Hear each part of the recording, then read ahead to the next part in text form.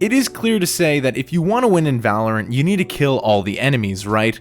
Well, yes and no.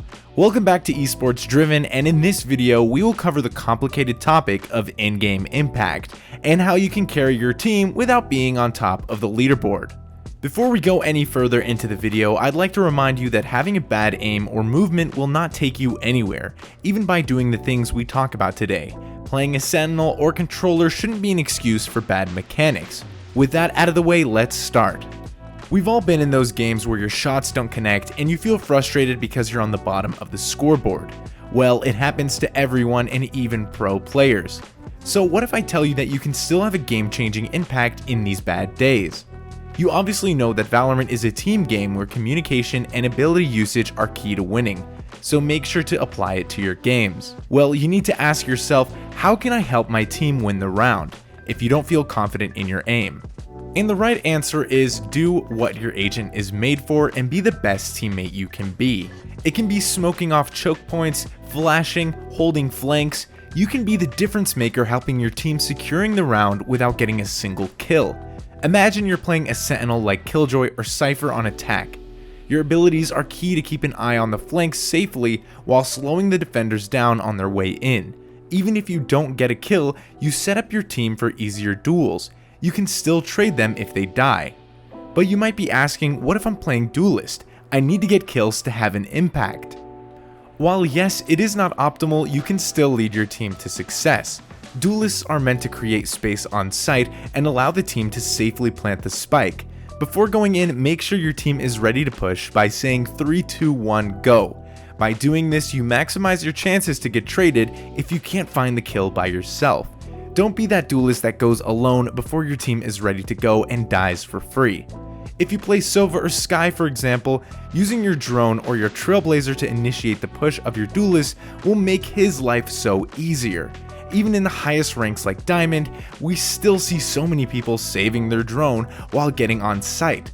It will most of the time result in your push getting completely deleted by shotgun players.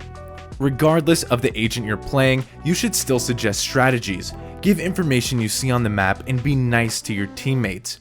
Being a sort of in-game leader in ranked will help your team be on the same page, especially when it comes to attack. If you want to play for picks, rush a site, or rotate. Obviously, ranked is what it is, and you will find yourself in games where teammates don't listen to you, but I promise that it will help you win so many more games. As I said before, information is key, and remember that you are the only one to see what you see on your screen, so make sure that you communicate it with your team. Even if you die, you need to say out loud what you see from your allies' POV, as they could be busy fighting.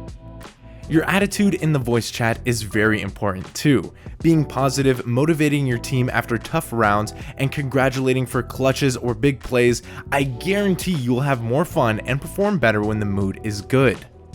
Now let's talk about defense. On the defender's side, your gameplay will be different whether the enemies are rushing or playing slow. In each case, please value your life.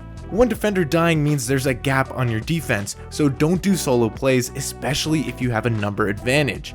Playing retake against a team that only rushes can be very effective, as you'll have more abilities to retake than they have to defend their post plant. They already used it to get on site. Although playing retake can be good, don't do it with any agents. For example, if you play a sentinel like Cypher or Killjoy, you might prefer playing off your bots and traps rather than retaking, as your abilities won't get as much value. Remember that your job is to not kill all the attackers. 1 or 2 picks are already valuable, as you already slowed them down, allowing your team to rotate in time.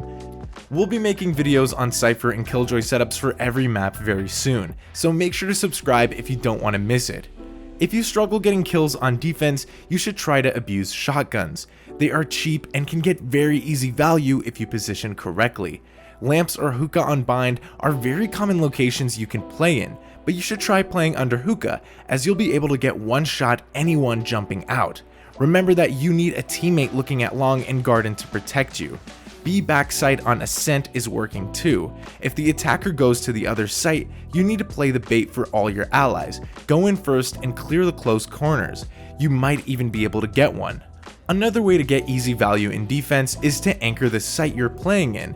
It applies if you're playing controller or sentinel. If the attackers decide to rotate, they won't expect you to still be there. Oftentimes, you can get away with 2 kills, maybe more. If you play duelist or initiator, it is better to play the rotate, as your abilities will help stopping or killing the enemies. Obviously, it goes the other way around too. If one of your teammates performs poorly, remind them that, "If you're not a good shot today, don't worry, there are other ways to be useful."